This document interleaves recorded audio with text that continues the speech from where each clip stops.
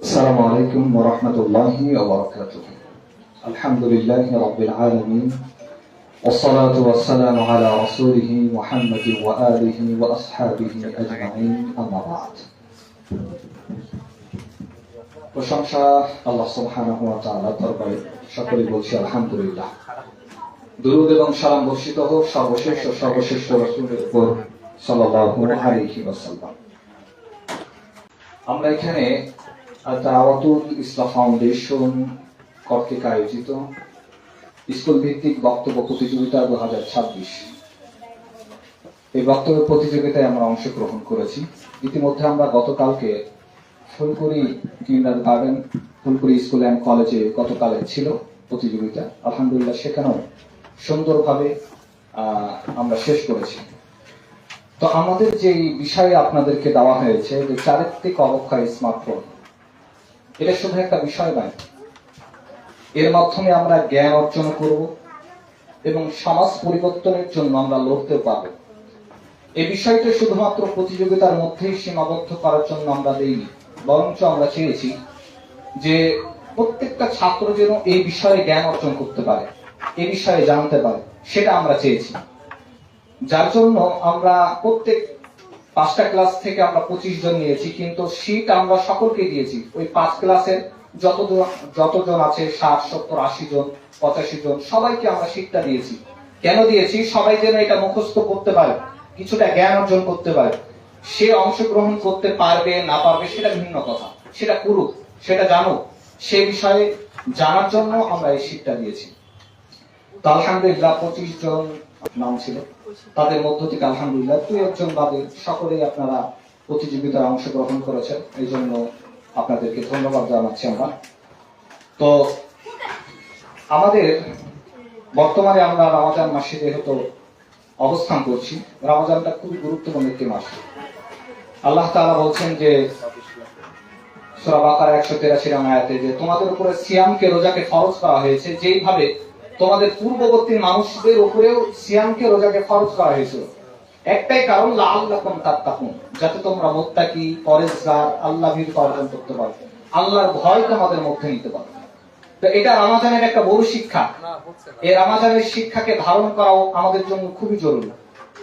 অনেক বাচ্চা আছে এখানে যে স্কুলে আমরা ঠিকই পড়াশোনা করি, ঠিকই থাকি, কিন্তু বাড়ি গেলেই পড়াশোনা করতে মন চায় না, মোবাইল নিয়ে পড়ে যায়। এটা একটা বিশাল বড় রোগ, মারাত্মক আকারের রোগ, যে আমরা বাড়ি গেলেই মোবাইল ফোন নিয়ে চাপাচাপি শুরু করি। ছোট্ট বাচ্চা মোবাইল ফোন ছাড়া ভাত খায় না, কার্টুন না দেখালে ভাত খাবে না, কথা শুনবে না, পড়তে বসবে না। এই যে মারাত্মক আকারের রোগ, আমরা চেয়েছি এটা যেন সবাই জানতে পারে, এটা যেন বুঝতে পারে। আর একটা কথা আমাদের মনে রাখা উচিত, যেহেতু আমরা ছাত্র, আমি এখন স্টুডেন্ট আছি, তো আমাদের সময়কে সব থেকে মূল্যায়ন করা দরকার। এই সিটে আমরা কিন্তু পড়েছি যে সময় খুবই দামি জিনিস। কোন জাতি উন্নত হতে চাইলে সময়কে মূল্যায়ন করা ছাড়া উন্নত হতে পারবে না। আরেকটা জিনিস মনে রাখেন যে আল্লাহ তাআলার পৃথিবী পরিচালনা করার কিছু নিয়ম রয়েছে, রুলস রয়েছে, পদ্ধতি রয়েছে। তার একটা রুলস, পদ্ধতি বা নিয়ম হচ্ছে যে যত বেশি সময়কে কাজে লাগাবে তার দাম, মর্যাদা, সম্মান তত উপরে থাকবে। এটা সবার ক্ষেত্রে, সে মুসলিম হোক, হিন্দু হোক, খ্রিস্টান হোক, বৌদ্ধ হোক, যে কোনো শ্রেণীর মানুষ, সে যদি সময়কে কাজে লাগায় তাহলে তার দাম, মর্যাদা এমনিতেই বাড়বে। এটা আল্লাহ তাআলার পৃথিবী পরিচালনা করার রুলস, নিয়ম। এখন আপনি মনে করতে পারেন যে আমি মুসলিম, তো আল্লাহ তাআলা আমাকে উন্নতি করছে না কেন, আমাকে জ্ঞান দান করছে না কেন, আমাকে বড় লোক বানাচ্ছে না কেন, একজন হিন্দু মানুষকে বানাচ্ছে কেন, একজন খ্রিস্টানকে বানাচ্ছে কেন?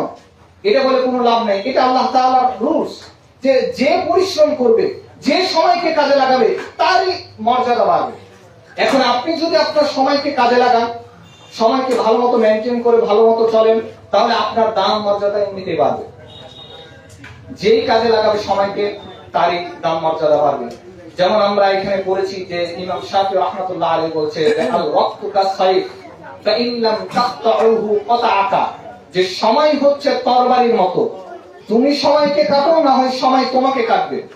তো তত সময়কে তুমি কাজে লাগালে তোমার দাম মর্যাদা এমনিতেই বাড়বে। আর যদি সময়কে কাজে না লাগাও, সময় তোমাকে কেটে ফেলবে, তত তোমার দাম মর্যাদা সবকিছুকে নিচে নামিয়ে দিবে।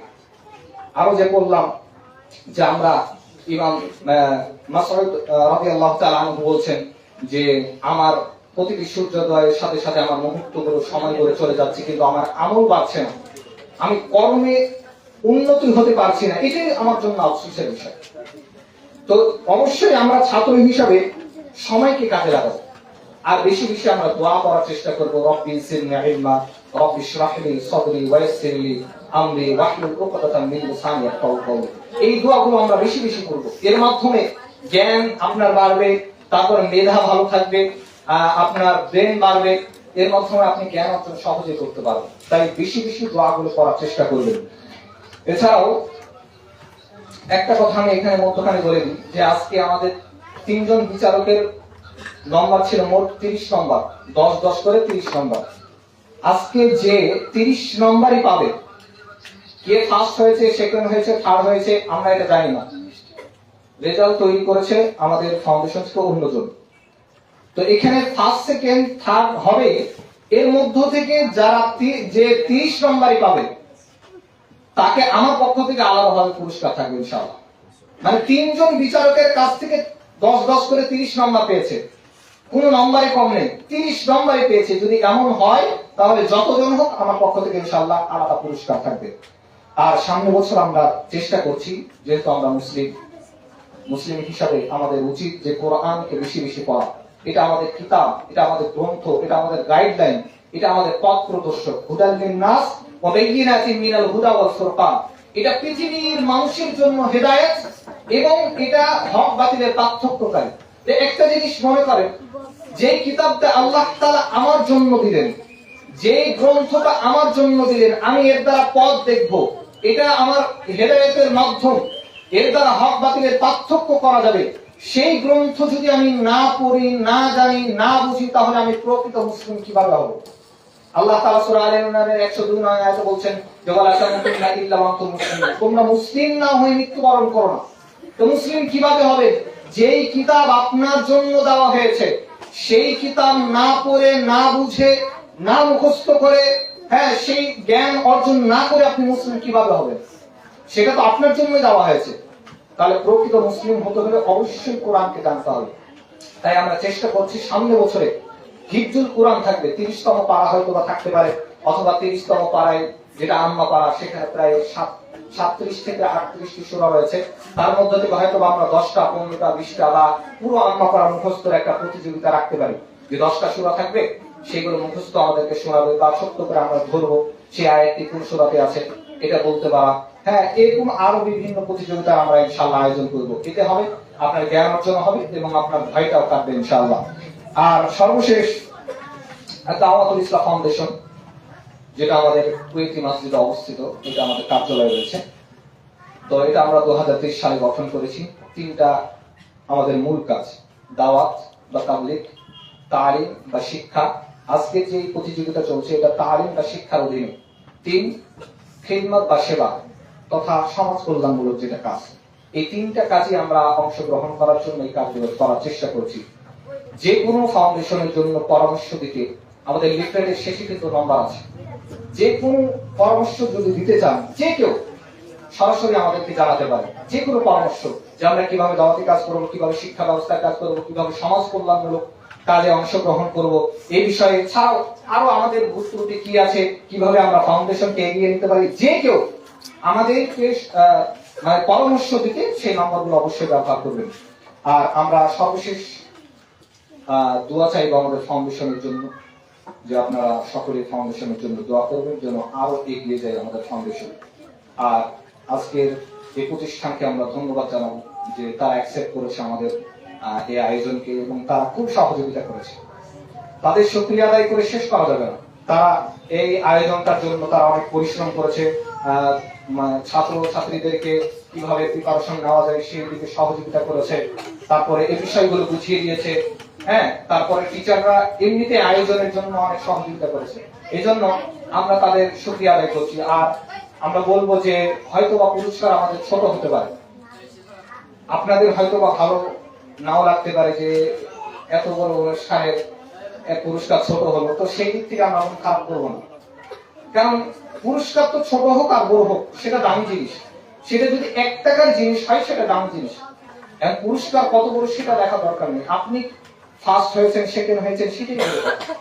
আবার যারা ফার্স্ট সেকেন্ড থার্ড হতে পারেননি তাদেরও মন খারাপ করার কিছু নেই। সামনে থেকে আরো প্রস্তুতি নিতে হবে যে আমি কিভাবে সামনে থেকে আরো ভালো মতো প্রিপারেশন নিয়ে আমি কিভাবে অংশগ্রহণ করে ফার্স্ট সেকেন্ড থার্ড হতে পারি। অনেকের দেখা যায় যে দুইজনে ফার্স্ট হয়ে গেছে বা দুইজনে সেকেন্ড বা দুইজনে থার্ড হয়ে গেছে, তো আমরা তো দুইজনকে ফার্স্ট বানাবো না, লটারি করে হলেও একজনকেই বানাবো। তাহলে আপনি যে লটারিতে আসতে পারলেন না, এই জন্য ফার্স্ট হতে পারলেন না, এই জন্য তো মন খারাপ করে কিছু নেই, মন খারাপ পাওয়া যাবে না। কারণ আপনি ভালো রেজাল্ট করেছেন কিন্তু একই নম্বর পাওয়ার কারণে আমাদের বাধ্যতামূলক লটারি করতে হয়েছে, এরকম হতে পারে। দেখা যাচ্ছে সেকেন্ড 2 জন হয়ে গেছে, থার্ড 2 জন হয়ে গেছে, এখন তো আমরা 2 জন করে তো আমরা 6 জনকে দিব না, আমরা তো দিব 3 জনকে। এখন তার মধ্যে আপনি থাকতে পারেননি, তার মানে যে আপনি রেজাল্ট খারাপ করেছেন সেটা তো না। তো অবশ্যই সামনে থেকে আরো প্রিপারেশন নিতে হবে, আরো ভালো মতো আপনাদেরকে প্রস্তুতি নিতে হবে যাতে আরো প্রতিযোগিতাগুলোতে অংশগ্রহণ করতে পারেন।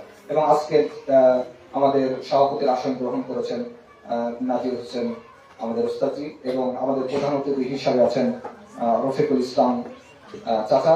আমরা সকলকে আমরা ধন্যবাদ জানাচ্ছি এবং শুকরিয়া আদায় করছি। আল্লাহ সুবহানাহু ওয়া তাআলা আমাদের সকলকে ভালো রাখুন, সুস্থ রাখুন, এই কামনা করে আমার বক্তব্য শেষ করছি। আসসালামু আলাইকুম ওয়া রাহমাতুল্লাহি ওয়া বারাকাতুহু।